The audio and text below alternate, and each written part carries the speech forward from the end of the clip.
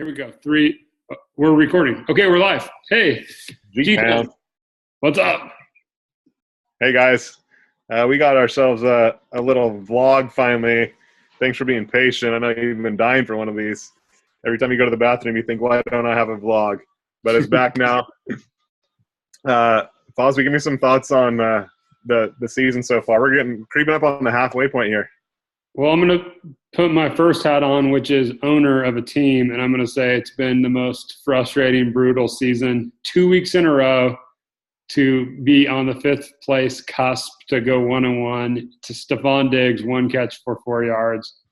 Kobe Brissett, throw the touchdown to Moncrief, he drops it. I mean, I'll say this has been a brutal season with injuries to Dalvin, Odell Beckham. The Andrew Luck thing's not panning out. It's been rough. But it's been a great season. Outside of the Schwab, I think outside of the Schwab and then on the backside, probably Virgil on the 10 seed. Maybe Big Daddy now with no Rodgers. I think everyone has a chance. Dude, I was looking through. So let's just go straight to the playoff picks right now, and then we can hit up some of the trade action from today. Yeah. I was looking through trying to think, all right, who's going to the playoffs this year? And I felt like right now there's 4 locks. And locks probably too strong, but 4 teams that I'm confident of.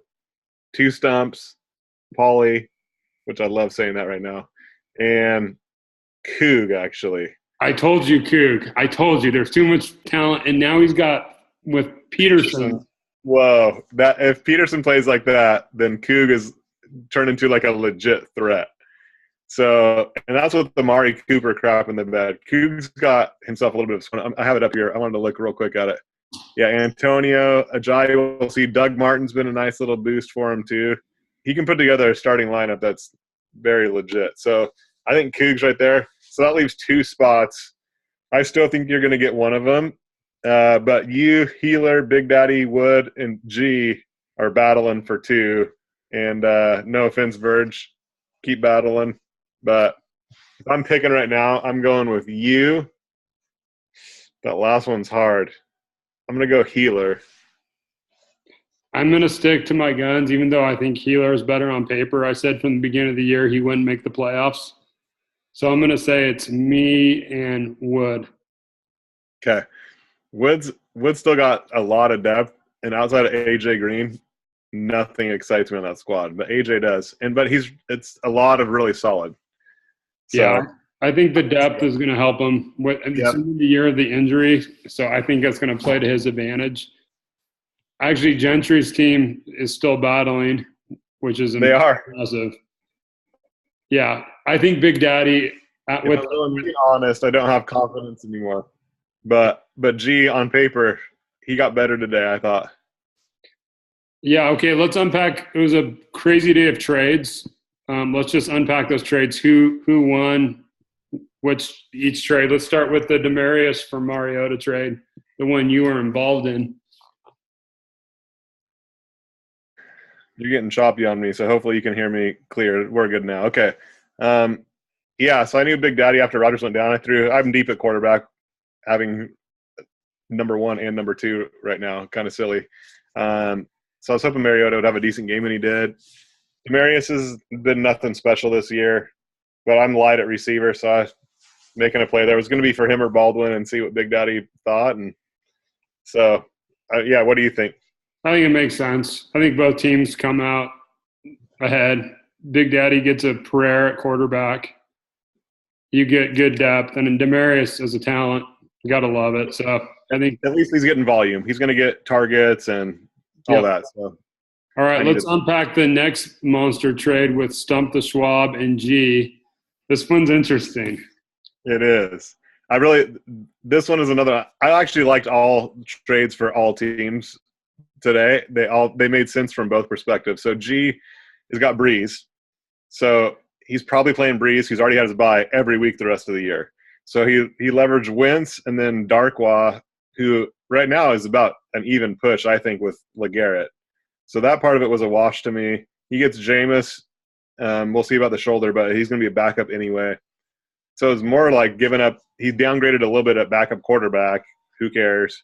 to get Michael Thomas, who's coming off a horrendous game, but you're probably looking at least a number 2 receiver there in a year where the receivers have been terrible. So it upgrades the starting lineup for G.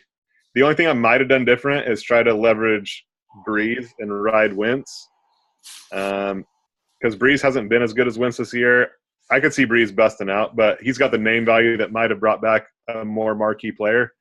But I like it for G. And then Schwab is able to shore up his QB situation, which was his only weakness, really, and he's deep at receiver. He can just plug Devontae Adams in there. He's got Hopkins and whoever I'm forgetting, Mike Evans. So he had 4 receivers, could only play 3. Makes sense for both of them on my perspective. Yeah, I agree. I think my big statement I'm going to make about this is I think Thomas continues to suck.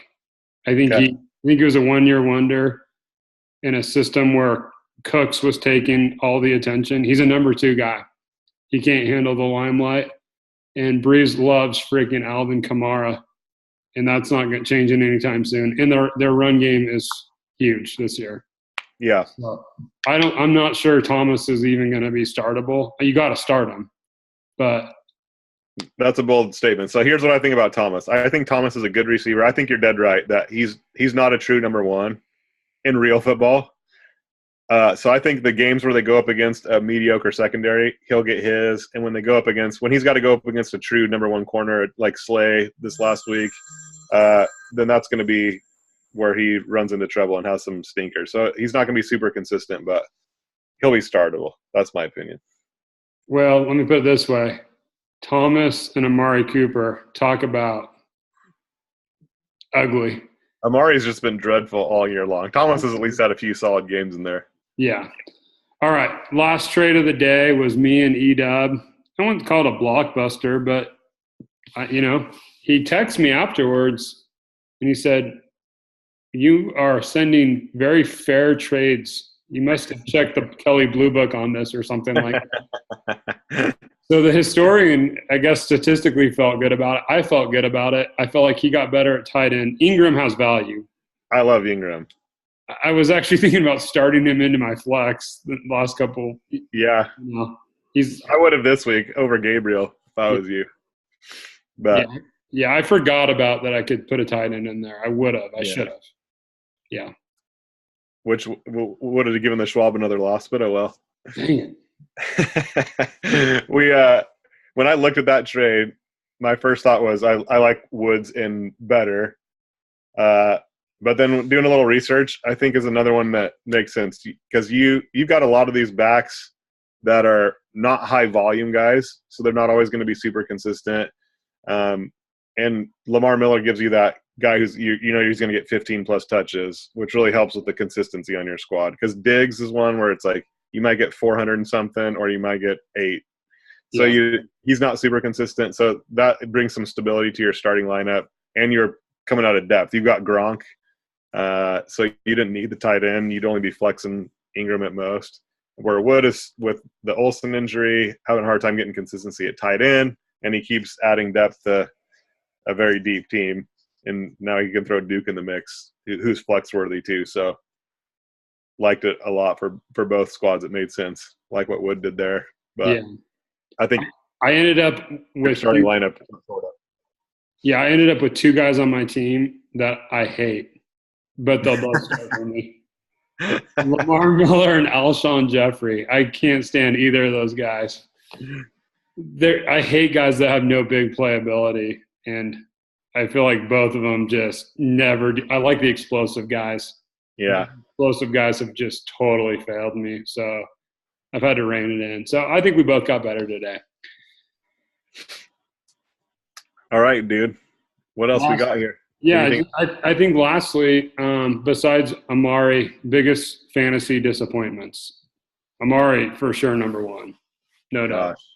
Just for me, it's been receivers in general, dude. AJ Green went from being decent to when they finally switched coordinators, he's looked really nice. Antonio Brown's been at least good, but he hasn't been dominant. And after that, it's just been like disappointment city, I feel like. Julio hasn't been great. Mike Evans has been fine. There's been guys who've been fine, but Like Tyreek right now is listed as the number 4 receiver. The dude's not even averaging 200 points a game. Like I don't know. Chris Hogan has been like top 5. I think that dude's like number 7 or 9 or something right now because he just came off a crappy game. But yeah, it's just the receivers have really been weak. Been a lot of valuable running backs. It's just been a really deep position. So I wasn't prepared for this one, but so I can't give you just one name. Okay. One other thought I have from the league this year: guys are hoarding quarterbacks like never before. Think about it. The last few years when you had a plug and play, you could find a nice guy on the waiver wire and feel good about it. I had Jacoby freaking Brissett. People are going to be looking at CJ Beathard or whatever for the Niners now. Yep. It's slim. Yep. Make me an offer for Alex Smith, baby. All right. Well, I guess it's the Schwab against the world, and week 7 is going to be great. I just want to congratulate the Schwab on being second so far. Good job, Schwabi. All right, boys. Get ready for a great second half of the season. See ya. All right. Yep.